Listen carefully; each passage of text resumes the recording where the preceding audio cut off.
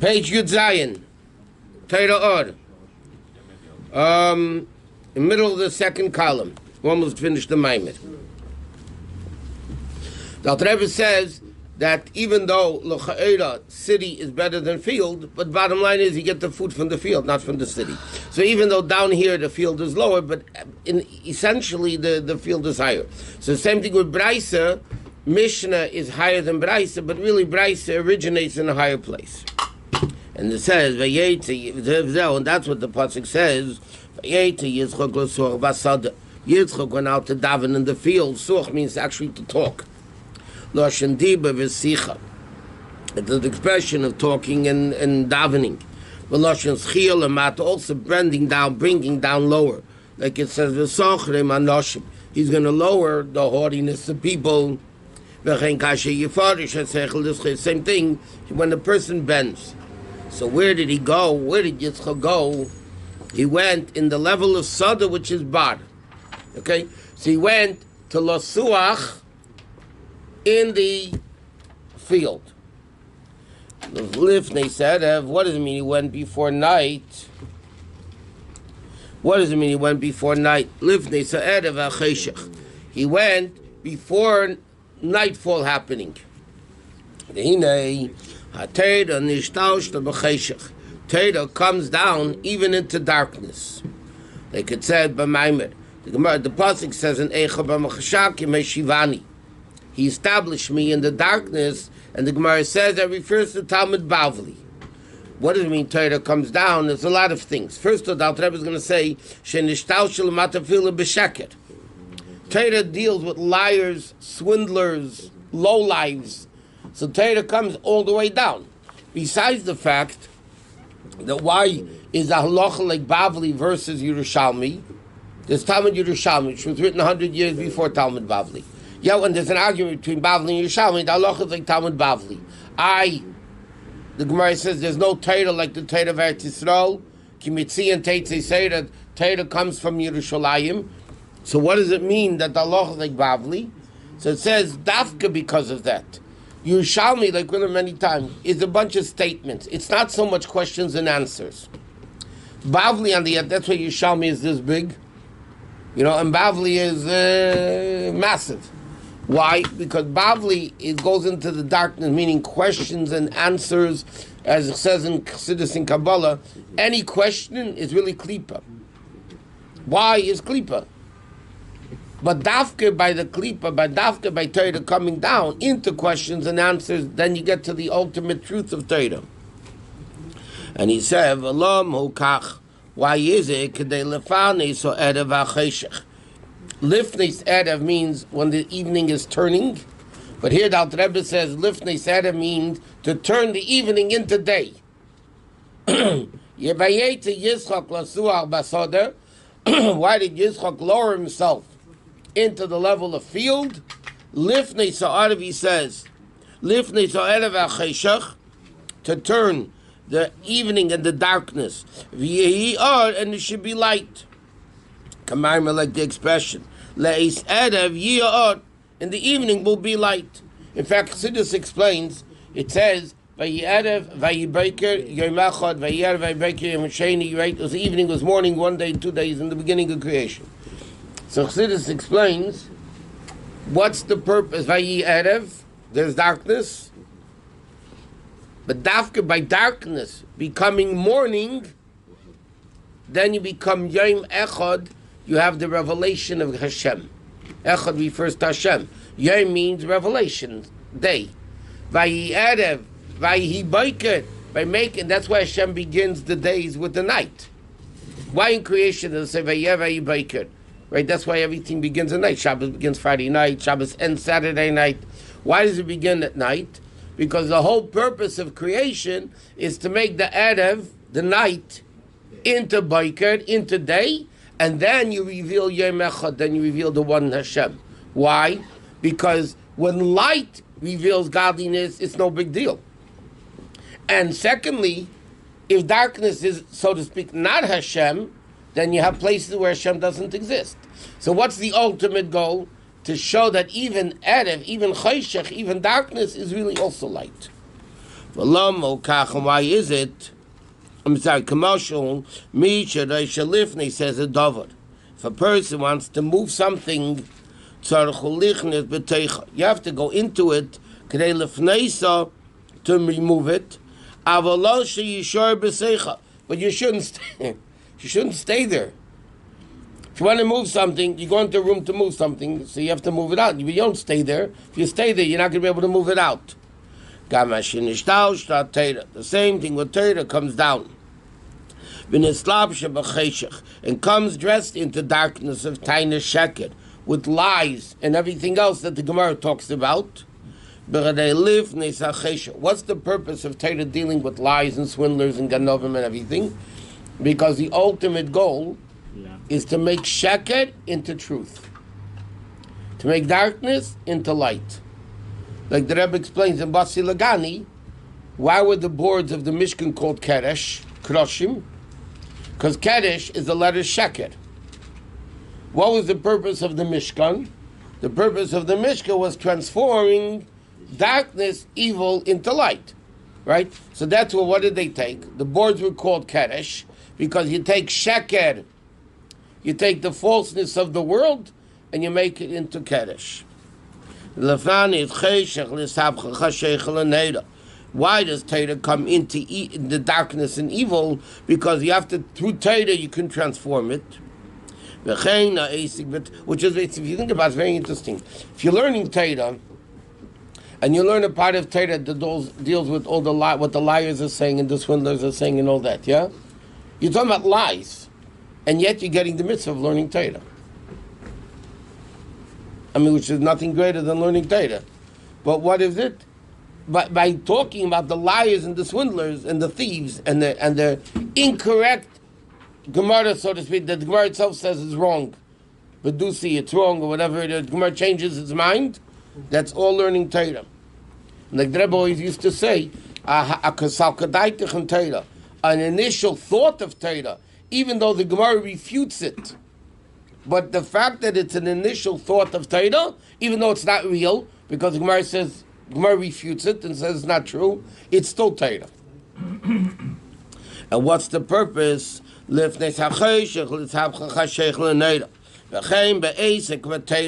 purpose of learning Torah is to push away the darkness. And all the questions, that the questions which block and cover the real halacha, and to find the truth, which is Gili Ratzonayim Baruch, which is the will of Hashem, like it says in the Pasuk of Maskim Yizero. Therefore, it's interesting. In the Zohar it says about Kabbalah, less taman like kushim like pirka. There's no question in Kabbalah. There's no questions and no answers. And even though there is tons of questions and answers in Chassidus and Kabbalah, but it's a different type of question. It's not a question of liars and swindlers and it's wrong.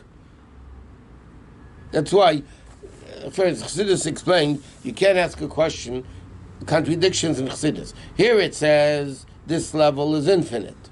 And here it says this level is finite. It's a question, yeah? But it's not a question. Compared to higher, it's finite. Compared to lower, it's infinite. Like we said, big and small. Is this room big? It depends. Compared to the little bug crawling, it's big. Compared to an auditorium, it's small. So that's the question. Is it big or small? So one place it will say big, another place it will say small, but it's not a contradiction. It depends what we're talking about. Instead, so Chassidus, there's no questions of mamish that things are wrong. You'll never find an expression Chassidus, okay, this concept is wrong. Unless Chassidus is talking about wrong concepts. But there's no, because over there, it's Pnimius HaTorah, it doesn't come into Chayshach. It still stays the level of Od. And that's what it says, Yitzchak goes out. And therefore, who's the one that's doing this? Who's the one that's going out to transform the darkness into light? Not Avram, not Yaakov, but Yitzchak. Which is the level of Pachad v'Yira. Avram is Av and Chesed. Yitzchak is fear and awe. Like it says, you need the level of fear, and therefore it says, whoever says, If somebody says they only have Teda, Afilu Teda, and he doesn't even have Teda, and therefore he remains in the darkness. But that's what Be'emes, Yosef Cheshach Sisrei. He places darkness as his lofty place. Sha'av Shul Cheshach, that even though L'chayr it's darkness, well, what does Hashem do with the darkness? He makes his Sisrei, his Sefer, his lofty secretive levels. Vazel Lifnei Sa'erev, Va'cheshach L'das Erev, L'eis Erev. And what happens from the Cheshach and the evening, Ya'or, becomes light, which is the concept of Libun Hilchasa, which is the refining. Libun Hilchasa literally means whitening the halacha. Libun Hilchasa, B'chemel L'veinim, what does it mean? That you refine, you clarify the halacha. That you clarify the halacha to know what it is, and that's also the level of Berach B'Teira that they said the Bracha over Teira. Okay, finish this Maimer. Okay, yeah, this Maimer we're not learning, that Maimer we learned.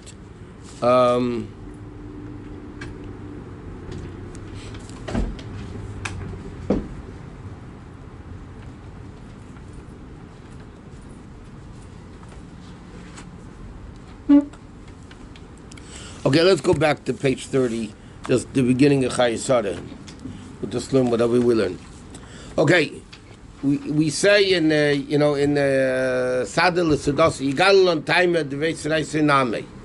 Yeah, Hashem should reveal the reason for the 12 breads.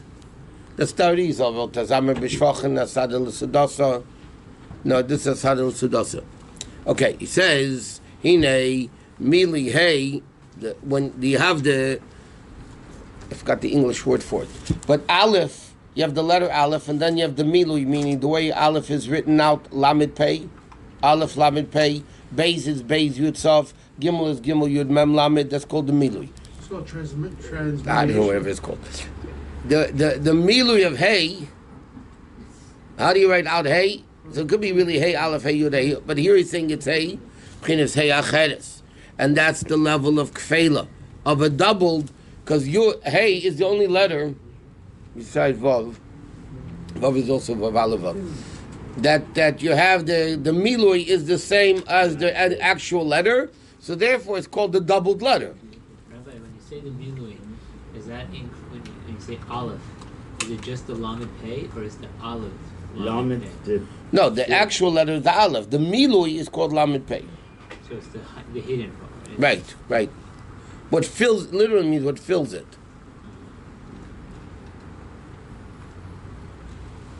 And that's the Yemar Samach Pelo, Shiachreina the Shem Ban, is the second Hey of Ban. Well, Inyan Yuvan will understand this by first explaining Inyan Achila, to understand the concept of eating that everybody can relate to. Kine Ikar Achila, what's the main purpose of eating? When the food you eat becomes the fats in the blood, V'adam or nefesh, in the blood is the soul. V'chayis ha'adam, and the life of the person. In order to live, you need food. That the liver gets the blood from the food and sends it to the heart, and the heart to the moyach, because it says Shlitun inun alma. There's three general parts of the person: the liver, the mind, the heart, and the mind. And what happens through eating? Okay, so the food becomes blood. Well, then what happens? What did you do to the food? The food becomes elevated from whether it's plant state or animal state or inanimate state. It becomes it becomes elevated to human state. When a person, unlike vegetarians that don't eat meat because they think there's cruelty to animals, they're really wrong, because if anything, you're doing the animal a favor. When you eat the animal, then it becomes part of your system, so then you're really elevating the animal from animal to human. You're doing the animal a favor, you're elevating it. And through this, it becomes strength in his heart and mind in Avedis Hashem. That his heart can burn in Kedusha. that gets with the power of eating, because without eating, you become weak. So the heart, you don't eat. You go crazy. At the same time, food will also dull the heart if you eat too much of it. Too much. We're talking about eating properly. Anything excess is no good. But I think according to this explanation, though, it should be even better. According to the fact that it No, because you have the same thing. If 1 tablet 3 times a day works, so 10 tablets 12 times a day should even be better. So how do you explain that there's more sparks in more food? No, but there's a certain amount that you need to be precise. You can't. If 4 tzitzis are good, why isn't 5 tzit better? The answer is because it has to be exact. The eating also has to be exact. You eat too much, you get sick. Right? You eat too little, it's no good. You need to eat the right amounts. That doesn't mean because you're going to have, let me ask you a question. Light is good? Too much light blinds you. Okay, but light is good. Nobody's going to say light is bad. But too much light is no good. You need to have the proper measurement, proper dosage of everything. Too fanatic is also no good in Yiddishkeit. You know what I'm saying? It's also not good.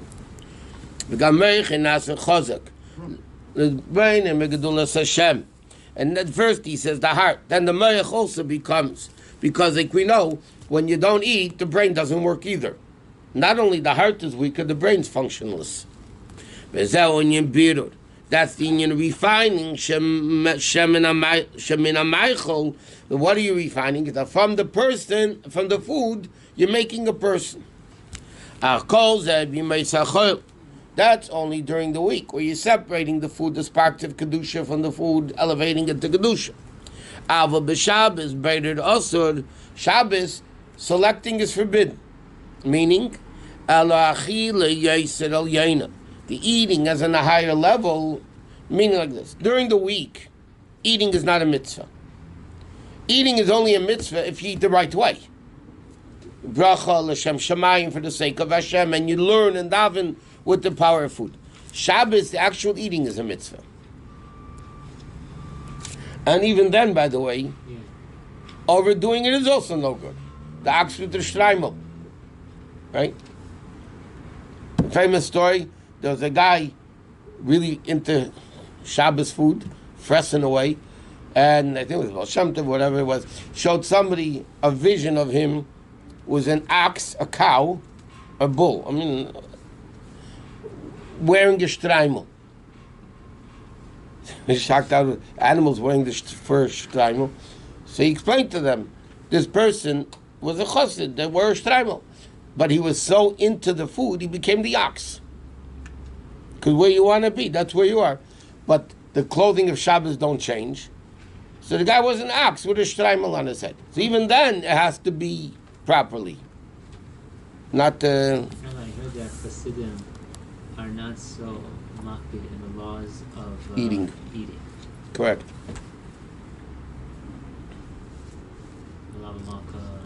Well, the Rebbe was very careful about Malav and Malka more than Suda Shabbos. Of course. There were times the Rebbe didn't eat Suda Shabbos, but he always ate Malav and Malka. He always washed the Malav and Malka. Of course. Chassidim also makpid on Chassidim B'chlau never into Suda's Purim. They ate it. They did. Aloch, it's not Chas v'Sholem. But they're not into the food mitzvahs so much.